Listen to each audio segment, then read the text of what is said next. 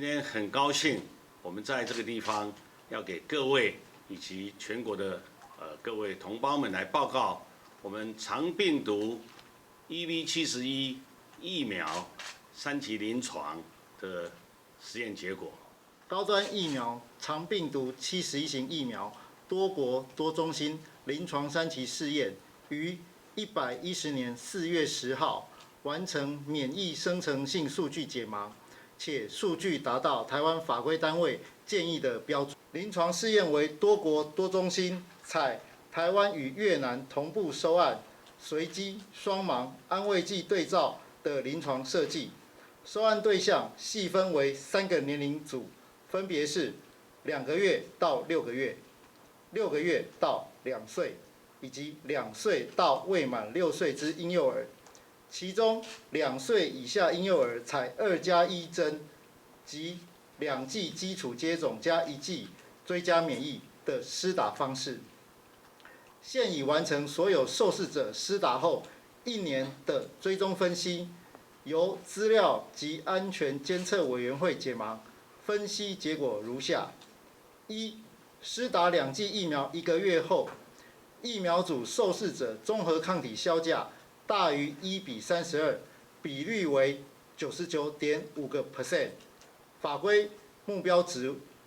达法规目标值，法规建议目标值为大于90%。2、施打6个月后，疫苗组受试者综合抗体销价大于等于1:32的比率为97.9%，法规目标达到法规目标值，法规建议目标值为大于70%。3、施打1年后，疫苗组受试者综合抗体销价大于等于1:32，比率为97.9%。括号法规要求持续追踪，但无建议目标值。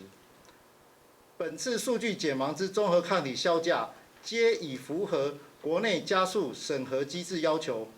本公司将按计划时程完成临床试验报告，并依规定向卫福部食药署提出新药查验登记 （NDA） 的申请。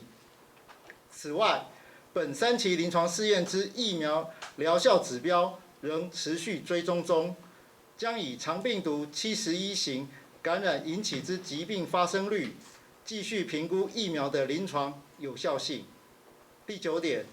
未来新药打入市场计划。本公司完成临床试验报告后，将依加速审核机制向卫福部食药署申请新药查验登记 （NDA） 台湾上市许可。好几次的这个